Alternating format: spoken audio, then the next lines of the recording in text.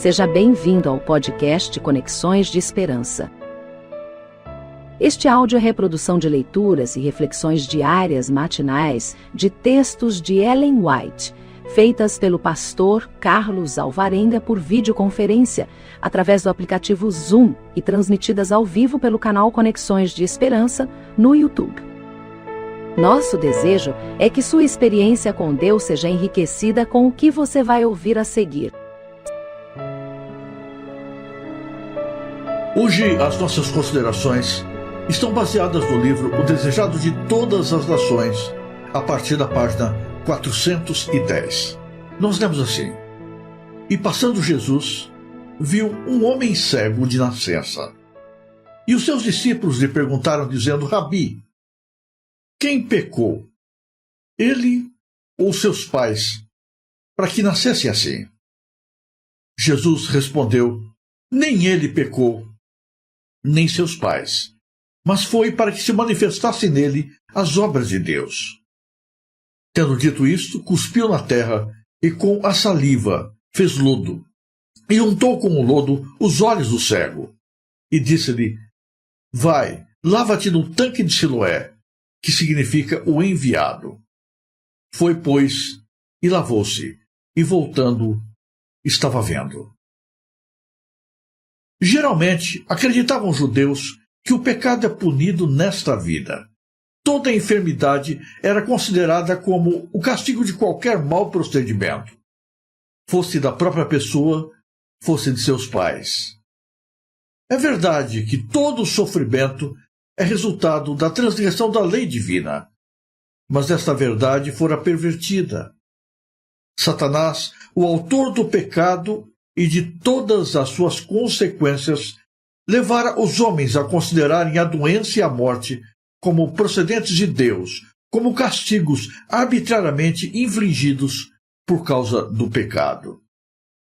Daí, aquele sobre quem caíra grande aflição ou calamidade, sofria, além disso, o ser olhado como pecador. A história de Jó mostrara que o sofrimento é infligido por Satanás, mas Deus predomina sobre ele para fins misericordiosos. Mas Israel não entendera a lição. A crença dos judeus a respeito da relação existente entre o pecado e o sofrimento partilhavam-na os discípulos de Cristo. Os discípulos não eram chamados a discutir o fato de quem tinha ou não tinha pecado, mas a estender o poder e a misericórdia de Deus em dar vista ao cego. Era claro que não havia poder de curar no lodo, ou no tanque em que o cego fora mandado lavar-se, mas que a virtude residia em Cristo. Os fariseus não podiam deixar de espantar-se com a cura. Todavia, mais do que nunca encheram-se de ódio, pois o milagre se realizara no sábado. Levaram-no, então, perante o conselho dos fariseus. Alguns dos fariseus diziam: Este homem não é de Deus, pois não guarda o sábado. Aparentavam admirável zelo pela observância do sábado e, no entanto, estavam planejando matar nesse mesmo dia. Apelaram os rabinos para o cego: Tu, que dizes daquele que te abriu os olhos? E ele respondeu: Que é profeta. Os fariseus declararam então que ele não nascera cego, nem recebera a vista. Chamaram seus pais e perguntaram-lhes: É este o vosso filho, que vós dizeis ter nascido cego? Os pais temiam comprometer-se. Eles responderam: Sabemos que este é nosso filho, e que nasceu cego. Mas como agora vê, não sabemos. Tem idade. Perguntai-lhe a ele mesmo. Esquivavam-se assim a toda a responsabilidade, pois não ousavam confessar a Cristo. Os fariseus não podiam negar o milagre. O cego estava curado. E, de novo, procuravam fazer calar, dizendo: dá glória a Deus. Nós sabemos que este homem é pecador. Não tornes a dizer que este homem te deu a vista. Foi Deus que o fez. O cego respondeu: se é pecador, eu não sei. Uma coisa sei, e é que, havendo eu sido cego, agora vejo. Então, tornaram a interrogá-lo. Que te fez ele? Como te abriu os olhos? Com muitas palavras, o procuraram confundir, a fim de que se julgasse iludido. Respondeu: já vou-lo disse, e não ouvistes. Para que o quereis tornar a ouvir? Quereis vós, porventura, fazer-vos também seus discípulos? Então o injuriaram e disseram: discípulo dele sejas tu, porém nós somos discípulos de Moisés. Mas este não sabemos de onde é. Respondeu ele aos fariseus: nisto pois está a maravilha, que vós não sabeis de onde ele é, e me abriste os olhos. Ora, nós sabemos que Deus não ouve a pecadores, mas se alguém é temente a Deus e faz a sua vontade, a esse ouve. Desde o princípio do mundo, nunca se ouviu que alguém abrisse os olhos a um cego de nascença. Se este homem não fosse de Deus, nada poderia fazer. Os fariseus estavam pasmados e calaram-se. Por alguns momentos houve silêncio. Depois, os sacerdotes e rabinos sacudiram o pó dos pés e atiraram-lhe as acusadoras palavras. Tu és nascido todo em pecados, e nos ensina a nós, e excomungaram-no. Jesus ouviu o que acontecera, e encontrando-o pouco depois disse: crês tu no Filho de Deus? Pela primeira vez, contemplou o cego o rosto de seu restaurador. Ante a pergunta do Salvador, o cego replicou perguntando: quem é ele, Senhor, para que nele creia? E Jesus disse: tu já o tens visto, e é aquele que fala contigo. O homem lançou-se aos pés do Salvador em adoração. Não somente lhe fora restaurada a visão natural, mas haviam-lhe sido abertos os olhos do entendimento. Cristo lhe fora revelado a alma, e ele o recebeu como o enviado de Deus. Jesus respondeu: eu vim a este mundo para juízo, a fim de que os que não veem, vejam, e os que veem, sejam cegos. Era sábado. Jesus e os seus discípulos passaram perto de um homem cego de nascença. Os discípulos, olhando para o sofrimento daquela criatura, perguntaram: Senhor, quem pecou, este homem ou seus pais, para que ele nascesse assim? Na verdade, os discípulos de Cristo partilhavam do pensamento comum, que atribuíam toda a tragédia, todo o sofrimento, toda coisa ruim que acontece na vida como fruto direto do pecado. É verdade que, em última instância, as tragédias e o mal são causados pelo pecado. Mas não é verdade que as coisas que ocorrem em nossa vida sejam fruto imediato da nossa relação com Deus ou da ausência dela. Os adeptos da teologia da prosperidade atribuem os problemas financeiros, as crises, as tragédias da vida a pecado ou ausência de Deus no coração das pessoas. Se alguma coisa ruim acontece, dizem: você está em pecado. Peça perdão do seu pecado e tudo será resolvido. Mas não é assim que acontece. A Bíblia nos diz que muitos dos filhos de Deus do passado, homens fiéis e leais ao Senhor, passaram por momentos difíceis. Doença, sofrimento, dor, crise, perdas sobrevêm a vida de cada um dos seres humanos que já nasceram nessa terra. Jó era um homem leal e fiel a Deus, mas passou por um momento muito difícil na sua vida. Os discípulos, todos eles, passaram por momentos de muitas provações e, com exceção de João, morreram martirizados. Lázaro, o amigo de Jesus, morreu. Crises acontecem na vida de todas as pessoas. Então, não podemos dizer que quando alguma coisa não prevista, não desejada, nos acontece, é porque Deus nos abandonou. Jesus respondeu: nem este homem pecou, nem os seus pais. Aqui, Jesus combate um outro erro, um outro preconceito, uma outra distorção teológica partilhada pelos discípulos. Aqui, o pecado dos pais, Deus cobra da vida dos filhos. Deus não faz assim. Cada um colhe o resultado das suas próprias escolhas. Deus não cobra de outras pessoas a dívida dos seus antepassados. Mas os homens pensavam assim e ainda pensam desta maneira.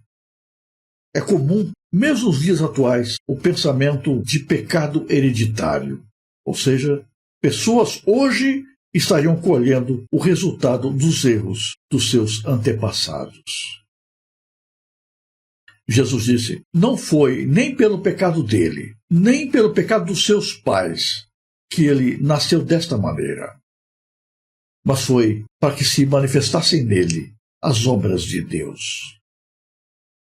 E aqui há outro ponto que vale a pena nós pararmos para meditar.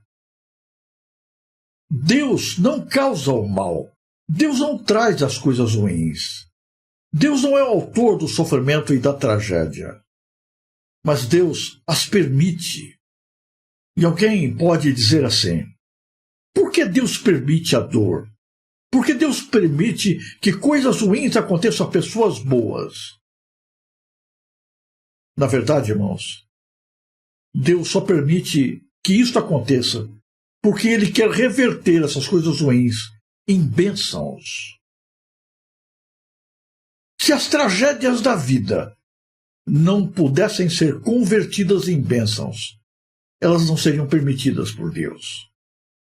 Os nossos olhos não conseguem alcançar, mas Deus só permite que coisas ruins sobrevenham à vida dos seus filhos, porque Ele é capaz de tornar essas aparentes maldições em bênçãos indescritíveis.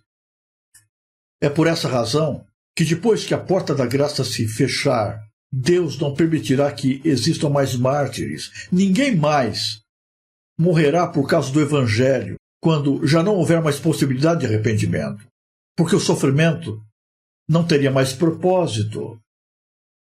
Toda vez que alguma coisa ruim aparecer no seu caminho, ao invés de você brigar com Deus, pergunte para Deus: Senhor, de que maneira essa situação pode redundar em glória e honra para o teu nome?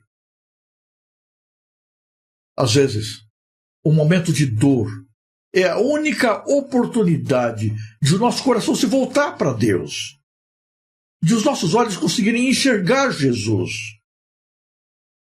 Se aquele homem não houvesse nascido cego, o milagre de Jesus não poderia ter acontecido na sua vida. Então, de alguma maneira, embora Deus não seja o autor do mal e das tragédias, Deus as permite, porque Deus tem como objetivo transformar essas coisas ruins em bênçãos. Eu sei que isso é muito difícil de ser compreendido, mas tem que ser entendido por nós. Toda crise que lhe sobrevém é um caminho de bênção. Nenhuma lágrima que lhe banha o rosto rola pela sua face por acaso. Esta lágrima é uma oportunidade de bênção. Nós não entendemos isso. Nós não conseguimos enxergar assim. E por isso nos lamentamos diante do sofrimento que enfrentamos. Pela fé, devemos nos apegar ao Senhor crendo que Deus está acima de todas as coisas e que Deus é capaz de tomar a pior de todas as desgraças e fazer delas um motivo de bênção, de alegria para nós. Jesus unta os olhos do cego e lhe recomenda: vai e lava-te no tanque de Siloé. Não havia poder miraculoso no lodo, nem na água do tanque. O milagre estava nas palavras de Jesus. O cego cumpriu exatamente o que Cristo dissera e voltou enxergando. Deus olha o nosso sofrimento com tristeza e opera para torná-lo motivo de alegria e de bênção. Os homens olham para as nossas tragédias com preconceito. Julgam as pessoas mais abençoadas ou menos abençoadas como resultado dos seus problemas e circunstâncias. Se tudo vai bem, então é porque a bênção está presente. Se tudo vai mal, é porque Deus abandonou. E quando vem a cura operada por Deus, ao invés de sentirem alegria, procuram encontrar desculpas para não reconhecer a presença, o milagre, a ação de Deus na transformação das situações ruins em situações de alegria. O homem estava feliz, mas os fariseus estavam preocupados. Chamaram os pais daquele rapaz para tentar colher o testemunho de que ele não era um cego de nascença. Os pais amavam o filho, mas por medo não testemunharam do poder de Jesus. Esconderam a fonte do milagre, omitiram-se. Às vezes fazemos assim. Muitos têm medo das consequências de declarar-se seguidores de Jesus. Aquele homem, no entanto, não teve medo de testemunhar de Cristo, mesmo sendo ameaçado. Ele enfrentou os líderes judaicos. Disse a eles: se é pecador ou não, eu não sei. Sei de uma coisa: eu era cego. Nasci cego. Vivi até hoje cego. Mas agora vejo. Por que é que vocês querem que eu fique repetindo a mesma história? Porventura, vocês querem se tornar discípulos dele também? Bravos, eles expulsaram-no da sinagoga, dizendo-lhe: discípulo dele seja você. Nós somos discípulos de Moisés. Ao dizerem isso, estavam tentando demonstrar seu apego à lei, mas ao mesmo tempo não davam lugar para a presença viva de Deus no coração. Expulsavam a presença de Deus da sua alma. Diziam-se ser portadores de imenso e indescritível conhecimento, mas eram cegos. Cegos espirituais. Cegos porque, embora vissem, não queriam enxergar. E o pior cego é aquele que se recusa a ver. O poder de Deus se manifestava diante deles, mas eles, pela dureza do seu coração, estavam fechados por reconhecimento deste mesmo poder. É verdade que vivemos num mundo ainda cheio de tragédias, de crises e de lágrimas. No meio das nossas dores, às vezes em prantos, clamamos: por que, Senhor? Por que o Senhor me abandonou? Nos esquecemos de que Deus não é o Deus dos problemas, dos sofrimentos, não é o Deus do castigo, não é o Deus da maldição. Deus é o Senhor da bênção. As coisas ruins são resultado do mal. É o diabo que traz doença. É o diabo que opera a morte. É o diabo que rouba. É o diabo que faz sofrer. Ah, Senhor, mas por que o Senhor permitiu? Eu sou tão fiel a Deus. Eu faço tudo certinho. Eu não falho. dos meus dízimos, das minhas ofertas, da minha obediência? Por que o Senhor me abandonou? Por que isto me aconteceu?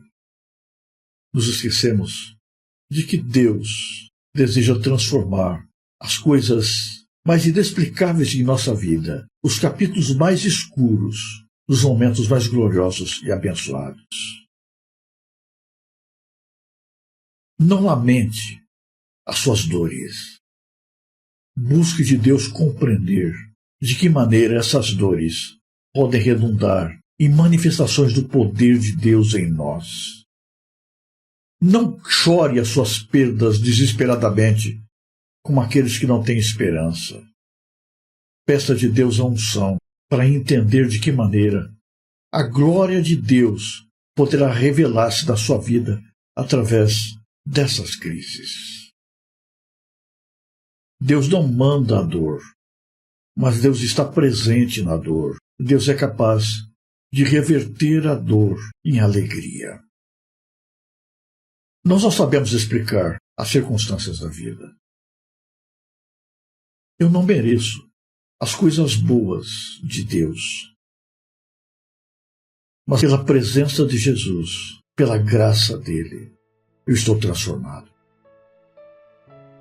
Que Deus, no dia de hoje, opere em nossa vida.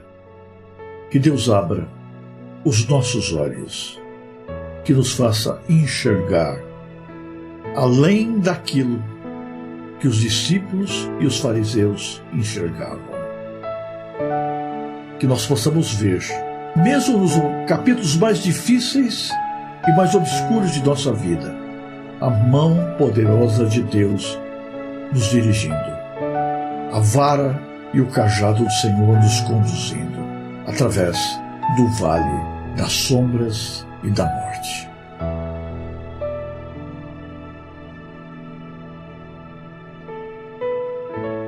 Se você apreciou este áudio, inscreva-se no canal para continuar conosco nesta jornada de crescimento espiritual. E se puder, não se esqueça de compartilhar com outras pessoas.